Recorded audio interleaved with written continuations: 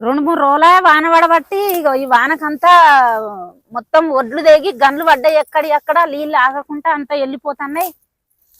ఇక ఇవాళ కొద్దిగా ఇప్పుడు గెరువైంది వర్షం.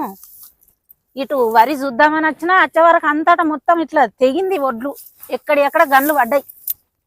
ఇగో ఒడ్లు ఎత్తన్నాయి. ఇక అరటికాయలు కానీ ఎలుకలు కానీ ఇగో ఇట్లా ఒడ్ల పొంట అన్ని పొక్కలు చేసినాయి.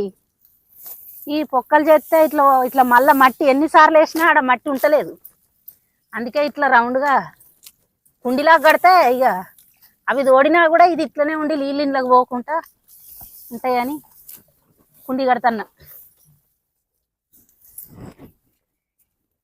ఒక్కొక్కరైతే ఇక మట్టి అది రంధ్రం పడ్డది కదా అని ఆ మట్టి వేసి దాన్ని ఆడికి గూడిపోతే మళ్ళీ వచ్చి తెల్లారి చూసే వరకు మళ్ళా అట్లనే చేసి ఎండ్రకాయలు మళ్ళా రంధ్రం చేస్తాయి అట్లనే.